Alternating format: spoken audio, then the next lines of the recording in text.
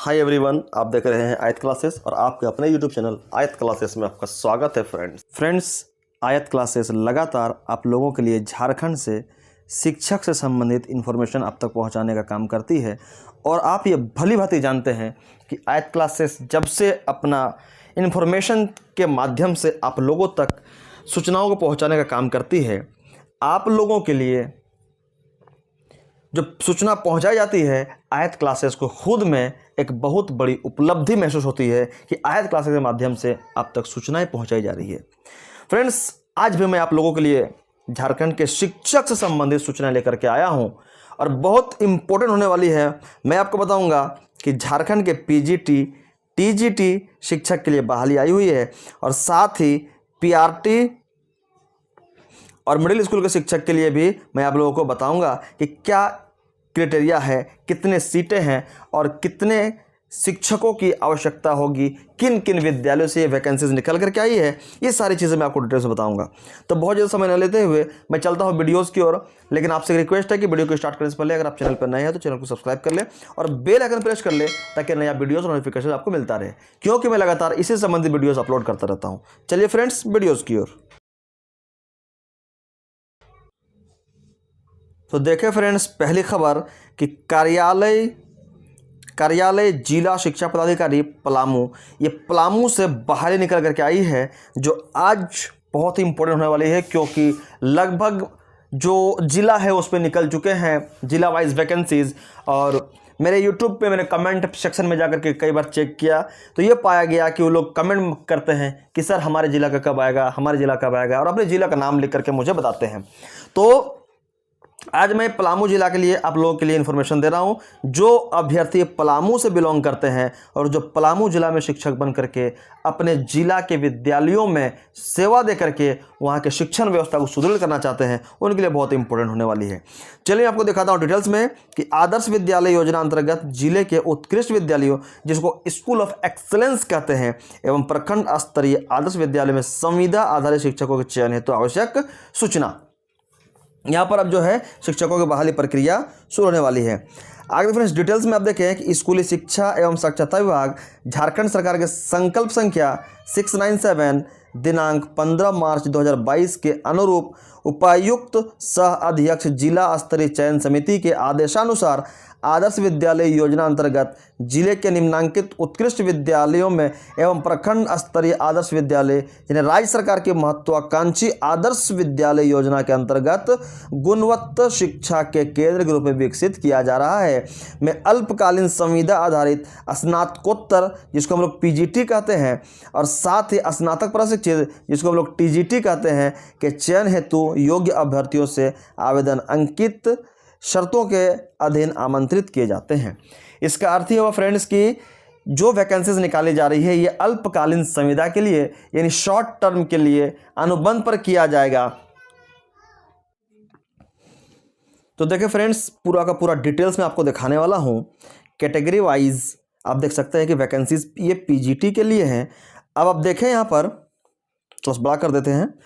English में total 7 post create किया गया है, जिनमें से 4 अनरिजर्व के लिए, बीसी के लिए, BC2 के लिए कोई भी सीट यहाँ पर नहीं है, और BC1 के लिए वहीं 1 सीट किया गया है, ST के लिए 0 और SC के लिए 2, यानी कुल 7 में से अनरिजर्व 4, मोस्ट बैकवर्ड कास्ट के लिए 1 और शेड्यूल कास्ट के लिए 2 सीटें यहाँ पर क्रिएट करी गई है।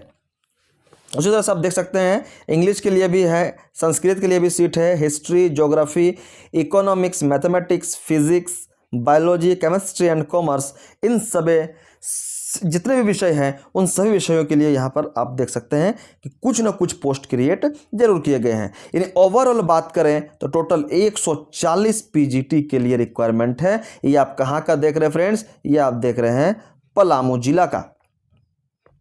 148 में से 72 अनरिजर्व्ड के लिए है, मोस्ट बैकवर्ड कास्ट के लिए 8 सीट है, BC2 के लिए 8 सीट है और मोस्ट बैकवर्ड के लिए 11 सीट है, ST के लिए 13 सीट है और SC के लिए 36 सीट। यानी कुल का अगर हम बात करें तो 140 सीटों को यहाँ पर क्रिएट किया गया है। वहीं फ्रेंड्स मैं आपको दिखाने वाला हूँ कि यहाँ पर TGT के लिए कितना सीट रिक्वायरमेंट है, कितना यहाँ पर क्रिएट किया गया है।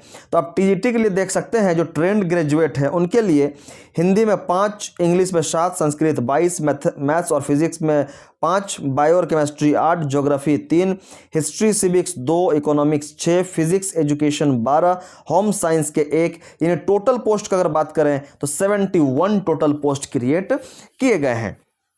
उनमें से अनरिजर्व्ड के लिए 38 सीट है और वहीं BC2 के लिए 2 सीटों को क्रिएट किया गया है और BC1 के लिए 6 सीट है और ST के लिए 4 और SC के लिए कुल 21 सीटों को यहाँ पर क्रिएट किया गया है।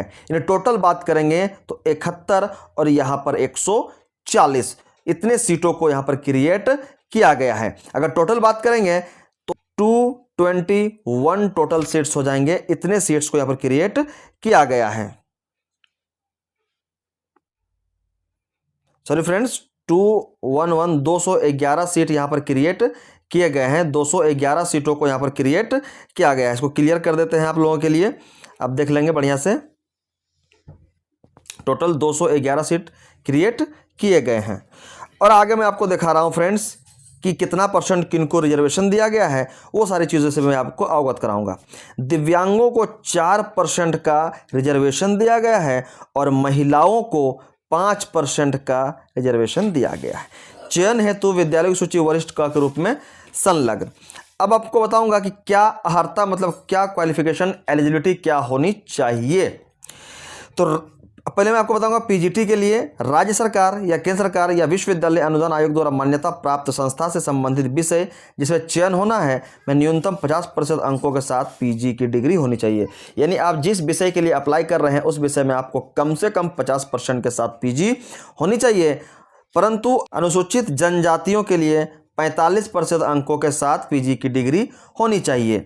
और आपको याद रखें फ्रेंड्स, सिर्फ PG की डिग्री रहने से आप शिक्षक बनने के लिए एलिजिबल नहीं होंगे। आपको इसके साथ मान्यता प्राप्त संस्थान से BEd अथवा राष्ट्रीय अध्यापक शिक्षा परिषद द्वारा BEd के समकक्ष घोषित डिग्री होनी चाहिए, तभी आप टीचर बनने के लिए एलिजिबल होंगे।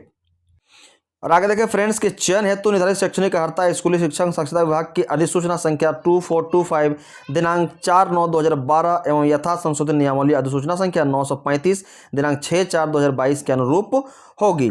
वहीं अब आपको मैं बताऊंगा फ्रेंड्स कि TGT के लिए क्या आपका एलिजिबिलिटी होना चाहिए, तो भी क्लियर आप देख लें कि राज्य सरकार या केंद्र सरकार अनुदान आयोग द्वारा मान्यता प्राप्त संस्था से संबंधित विषय जिसमें आपको चयन होना है, 3 वर्षों की पढ़ाई की गई हो, न्यूनतम 50% अंकों के साथ स्नातक की डिग्री होनी चाहिए और साथ ही यदि आप अनुसूचित जनजाति या अनुसूचित जाति से बिलोंग करते हैं तो 45% की आपको डिग्री 45% के साथ ग्रेजुएशन की डिग्री होनी चाहिए। वहीं आपको साथ में BEd होना चाहिए और अगर BEd नहीं है तो राष्ट्रीय अध्यापक शिक्षा परिषद के द्वारा BEd समकक्ष घोषित डिग्री होनी चाहिए, तभी आप TGT के लिए एलिजिबल होंगे, वरना TGT के लिए आप एलिजिबल नहीं होंगे।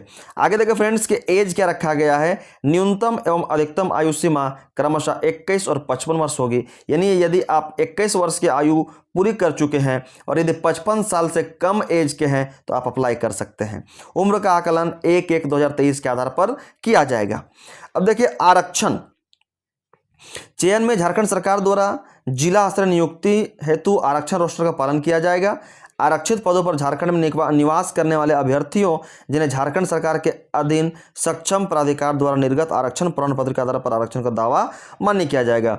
अब देखिए फ्रेंड्स कि उनको मासिक मानदेय क्या दिया जाएगा, तो जो TGT के होंगे उनको 27,500 और जो TGT के होंगे उनको 26,500 रुपये इनको मासिक मानदेय दिया जाएगा। और देखिए कि इनको बहुत सारे इनके जिम्मेदारियां होंगे, इनके ड्यूटीज़ होंगे, वो आप एक एक करके सारे डिटेल्स में देख सकते हैं। अब मैं आपको लगातार दिखाने वाला हूं फ्रेंड्स कि टोटल का टोटल क्या दिए गए हैं। आगे आप देखिए कि चयन की प्रक्रिया क्या होगी। उपायुक्त की अध्यक्षता में गठित चयन समिति द्वारा साक्षात्कार एवं व्यवहारिक अवलोकन के आधार पर चयन समिति द्वारा निर्धारित दिशा निर्देश के अनुरूप मेधा सूची के अनुसार किया जाएगा। यानी आपको पहले इंटरव्यू लिया जाएगा और फिर आपको डेमोन्स्ट्रेशन क्लास भी देना पड़ेगा। उसके बाद आपकी मेरिट बनाई जाएगी और चयन हेतु समिति का निर्णय अंतिम निर्णय होगा और चयन होने के बाद जो कमेटी निर्णय लेगी वही निर्णय अंतिम एवं सर्वमान्य होगा। चयन की प्रक्रिया बिना कारण बताए चयन समिति द्वारा किसी भी समय स्थगित अथवा निरस्त किया जा सकता है। चयन हेतु निर्धारित शर्त, जी देखिए यहाँ बहुत सारे शर्त दिए गए हैं, 4-5 जितने भी शर्त हैं आप उसको डिटेल्स में एक एक करके देख सकते हैं वीडियो को पॉज करके। और आवेदन की प्रक्रिया जो होगी वो प्रक्रिया क्या होगा कि आप आवेदन का प्रारूप प्रशिष्ट ख के रूप में संलग्न पूर्णतया भरे हुए आवेदन पत्र सभी अनुलग्नकों के साथ निर्धारित अंतिम तिथि 5 मार्च 2023 अंतिम तिथि है, तो 5 मार्च 2023 को अपराह्न 5 बजे तक आपको निबंधित डाक के माध्यम से, आप hand to hand form submit नहीं कर सकते हैं, आपको निबंधित डाक के माध्यम से जिला शिक्षा पदाधिकारी सह जिला कार्यक्रम पदाधिकारी समग्र शिक्षा पलामू समाहरणालय भवन ब्लॉक सी समाहरणालय परिसर पलामू पिन कोड 822101 में स्वीकार किया जाएगा। आप ये जो एड्रेस दिया गया है इस एड्रेस को आप भली भांति और अच्छे से नोट कर रख लेंगे, क्योंकि आप जो इन्वेलप में अपना एड्रेस भरेंगे तो उसमें ये एड्रेस मेंशन होना चाहिए और एक भी एड्रेस में गलत नहीं होना चाहिए, नहीं तो आपका फॉर्म सही जगह पे नहीं पहुंच पाएगा और आप सोचेंगे कि हमने तो फॉर्म सबमिट कर दिया है, कॉल लेटर आएगा, लेकिन आपको कॉल लेटर नहीं आएगा क्योंकि एड्रेस अगर आप गलत करेंगे। तो एड्रेस को आप सही से भरेंगे और एड्रेस को आप नोट करके रख लेंगे। आगे चलिए मैं आपको दिखाता हूँ, ये आप देख सकते हैं कि किस किस विद्यालय हैं और किन ये देख सकते हैं टोटल जो है स्कूल का लिस्ट दिया गया है, एकदम जितने भी स्कूल्स हैं जहां पर रिक्वायरमेंट है वो सारे सारे दिए गए हैं। और ये है फ्रेंड्स आपका form, office of the district education officer, ये फॉर्म है और इसी फॉर्म को आपको प्रिंट आउट करा करके फॉर्म को अच्छे से फिलअप कर लेना है। फॉर्म में आप कहीं भी गलती नहीं करेंगे क्योंकि यही फॉर्म आपका आधार होगा और इसी फॉर्म के माध्यम से आप इंटरव्यू तक पहुंच पाएंगे। तो फॉर्म को ध्यान रखेंगे कि फॉर्म को आप गलती नहीं करेंगे, फॉर्म में ही आपके सारे कुछ मेंशन रहेगी। तो ये थी फ्रेंड्स आज की पहली खबर और मैं आपको एक शॉर्ट मैसेज और दिखाने वाला हूं जो बहुत ही इंपॉर्टेंट होगा। तो चलिए मैं लेकर के चलता हूं आज की दूसरी और इंपॉर्टेंट खबर की ओर। ये मैं आपको शॉर्ट में बताऊंगा फ्रेंड्स, बहुत लंबा नहीं करेंगे। कार्यशाला निजी क्षेत्र में नियोजन नियमावली की जानकारी दी गई। राज्य का तभी विकास होगा जब सभी को रोजगार मिलेगा। ये किसने कहा फ्रेंड्स? मंत्री चंपई सोरेन ने। आप देख सकते हैं कि कार्यशाला में शामिल मंत्री चंपई सोरेन, उपायुक्त व अन्य, ये एक प्रोग्राम चल रही थी।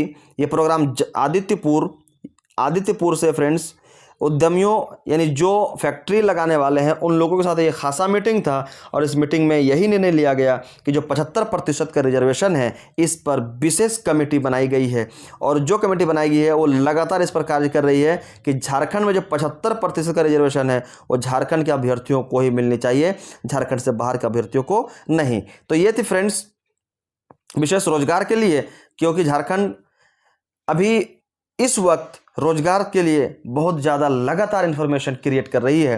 तो और इसी चीज़ को देखते हुए विधानसभा से टीम बनाई गई है और वो जिला वाइज मीटिंग कर रहे हैं जिला के अधिकारियों के साथ और वहाँ पर 75% जिस एरिया में फैक्ट्रीज होंगे या फिर जहाँ भी उद्योग लगेगी हमारे झारखंड राज्य के 75% लोगों को रोजगार मिलना चाहिए, इसलिए यह कार्यक्रम किया जा रहा है।